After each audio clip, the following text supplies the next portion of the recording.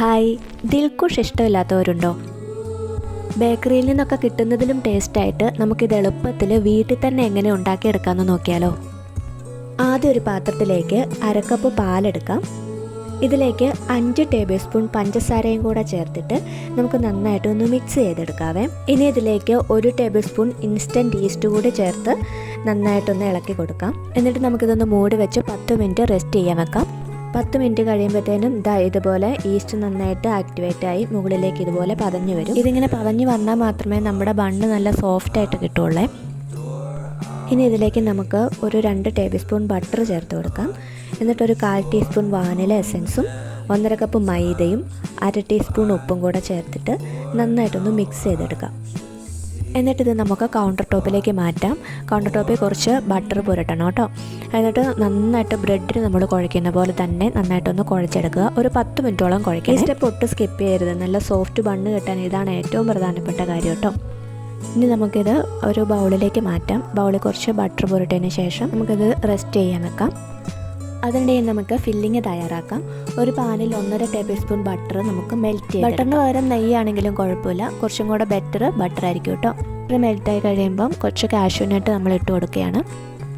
കാഷ്യൂവിൻ്റെ colour ചെറുതായിട്ടൊന്ന് മാറുന്നവരെ നമുക്കിതൊന്ന് നന്നായിട്ട് ഇളക്കി കൊടുക്കാം. ഇനി നമുക്കിതിലേക്ക് ഉണക്കമുന്തിരിയാണ് ഇട്ട് കൊടുക്കുന്നത്. വെള്ളമുന്തിരിയാണ് കേട്ടോ. പിന്നെ 1 കപ്പ് തേങ്ങ ചിരകിയതും കൂടെ ഇട്ട് കൊടുക്കുന്നുണ്ട്. ഇനി ഇതിലേക്ക് ചേർത്ത് കൊടുക്കുന്നത് 1/4 കപ്പ് പഞ്ചസാരയാണ്. ഈ പഞ്ചസാര ഒന്ന് മെൽറ്റാകുന്നത് വരെ ഇളക്കി കൊടുത്തുകൊണ്ടിരിക്കണേ. ഇപ്പോൾ പഞ്ചസാരയൊക്കെ മെൽറ്റായി വരുന്നുണ്ട്. ഈ സമയത്ത് നമുക്ക് ടൂട്ടി ഫ്രൂട്ടി ഇതിലേക്ക് ചേർത്ത് കൊടുക്കാം. ടൂട്ടി ഫ്രൂട്ടി നമ്മൾ വാങ്ങിക്കാൻ കിട്ടുന്നതാണ്.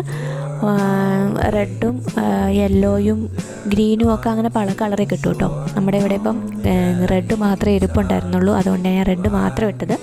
എല്ലാ കളർ കൂട്ടും കുറേശ്ശെ വാങ്ങിക്കുകയാണെങ്കിൽ കാണാൻ നല്ല ഭംഗിയുണ്ട്. ഇനി നമുക്ക് തീ ഓഫ് ചെയ്യാം.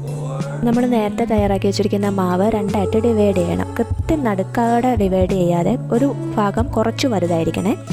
ഇനി നമുക്ക് ബട്ടർ പുരട്ടി വെച്ചിരിക്കുന്ന ബേക്കിംഗ് ട്രേയിലേക്ക് ആ വലിയ ഭാഗം എടുത്തിട്ട് സ്പ്രെഡ് ചെയ്ത് കൊടുക്കാം.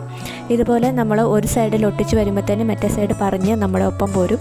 പക്ഷേ അത് നന്നായിട്ട് ഒട്ടിച്ചൊട്ടിച്ച് ഫില്ല് ചെയ്ത് വെച്ചതിന് ശേഷം അതിൻ്റെ മുകളിലേക്ക് നമ്മൾ തയ്യാറാക്കി വെച്ചിരിക്കുന്ന ഫില്ലിങ്സ് ഇട്ട് കൊടുക്കുകയാണ്. ഇത് നമ്മുടെ മാവിൻ്റെ മുകളിലായിട്ട് ഫുള്ള് കവർ ചെയ്യുന്ന രീതിയിൽ നന്നായിട്ട് നിരത്തി നന്നായിട്ട് സ്പ്രെഡ് ചെയ്ത് കൊടുക്കണം. ഇനി നമുക്ക് ഇതിൻ്റെ മുകളിലേക്ക് ബാക്കിയുള്ള മാവും കൂടെ ഇതുപോലെ ഒന്ന് പരത്തി ഫില്ലിങ്സിൻ്റെ മുകളിലേക്ക് ഇങ്ങനെ കവർ ചെയ്ത് വെക്കാം. എന്നിട്ട് ഓരോ വിരലും കൊണ്ട് ഇങ്ങനെ കുത്തി മറ്റേ അടിയിലിരിക്കുന്ന ആ മാവും മുകളിലിരിക്കുന്ന മാവും തമ്മിൽ ഒട്ടിപ്പിടിക്കത്തക്ക രീതിയിൽ നന്നായിട്ട് പ്രസ് ചെയ്ത് നന്നായിട്ട് ഇത് ഒട്ടിച്ച് വെക്കണേ. അല്ലെങ്കിൽ ഇത് വിട്ട് ഇതിന് ഉള്ളിലത്തെ ചാടിപ്പോകാനുള്ള സാധ്യതയുണ്ട്. അതിനുശേഷം എയർ പോകാൻ വേണ്ടിയിട്ടാണ് ഇതുപോലെ 2-3 കുത്തും കൂടി ഇട്ട് കൊടുക്കണം കേട്ടോ. അതിനുശേഷം ഇതിൻ്റെ മുകളിൽ കുറച്ച് എള്ള് വിതറുന്നുണ്ട്. വൈറ്റ് നിറത്തിലുള്ള എള്ളാണേലും കുഴപ്പമില്ല. നമ്മുടെ ഇവിടെ ബ്ലാക്ക് ആയതുകൊണ്ട് ബ്ലാക്ക് ഇട്ടെന്നേ ഉള്ളൂ. ഇനിയിപ്പം എള്ളില്ലെങ്കിലും കുഴപ്പമൊന്നുമില്ല, ഓപ്ഷണലാണ് കേട്ടോ. പിന്നെ ഇതിൻ്റെ മുകളിൽ കുറച്ച് മുട്ടയുടെ ഉണ്ണി തേച്ച് കൊടുക്കുകയാണ്.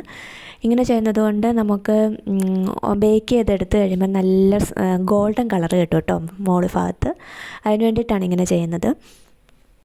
ഇനി നമുക്കിത് നേരെ ഓവനിലേക്ക് മാറ്റാം. നേരത്തെ പ്രീ ഹീറ്റഡ് ആയിട്ടുള്ള ഓവനിലേക്കാണ് നമ്മൾ മാറ്റുന്നത്. ഒരു 15 മിനിറ്റോളം കഴിയുമ്പോഴത്തേനും ഇത് നന്നായിട്ട് വെന്ത് വരും കേട്ടോ. അപ്പോഴേക്കും ഇത് തുറക്കുമ്പോഴേക്കും നമ്മുടെ വീട് മുഴുവൻ ഇതിൻ്റെ സ്മെല്ലായിരിക്കും.